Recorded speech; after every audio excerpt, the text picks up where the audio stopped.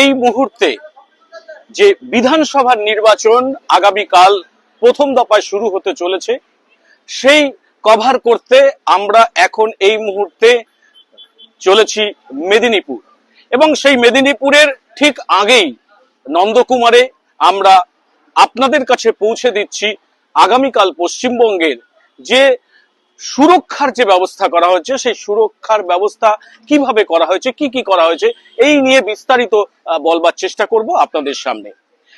আগামীকাল উত্তরবঙ্গ এবং দক্ষিণবঙ্গের এই দুই মেদিনীপুরে 152টি বিধানসভা অঞ্চলের জন্য ভোট গ্রহণ প্রক্রিয়া শুরু হবে সকাল থেকে।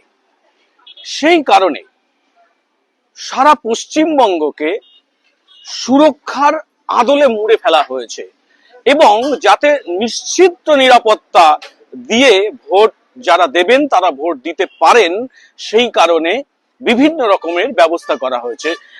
আনুমানিক প্রায় 2.5 লক্ষ সিআরপিএফ এবং কেন্দ্রীয় বাহিনী বলা হয়, যাদেরকে সিআরপিএফ সহ বিএসএফ, আইটিবিপি এবং আধা সামরিক সব রকম ব্যবস্থাই করা হয়েছে।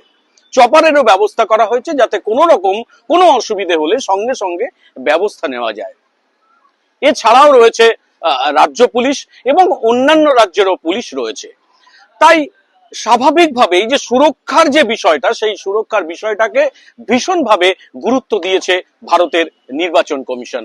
ইতিমধ্যেই যেহেতু আগামী কাল উত্তরবঙ্গে ভোট, সেই কারণে হিলি সীমান্ত থেকে পণ্যবাহী যে গাড়ি, সেই গাড়িগুলিকে 24 ঘন্টার জন্য বাংলাদেশে যাওয়া এবং বাংলাদেশ থেকে আসা দুটোকেই বন্ধ করা হয়েছে।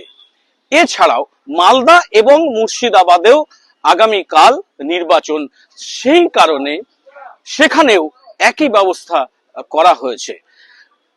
স্বাভাবিকভাবেই আমরা দেখতে পাচ্ছি যে সুরক্ষার যে বিষয়টা, সেই বিষয়টা নির্বাচন কমিশন কোনো রকম ভাবে কোনো ফাঁক ফোকর এবার আর রাখতে চায় না।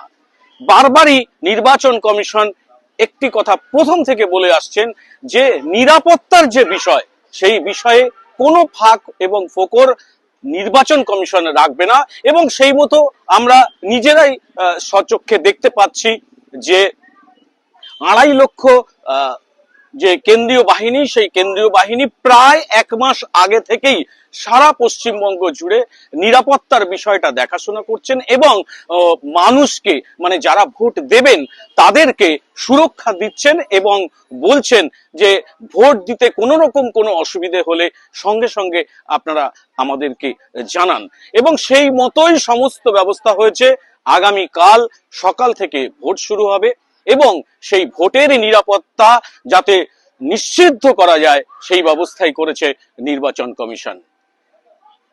বার্তা 24 থেকে জ্যোতির্ময় দত্ত, কলকাতা।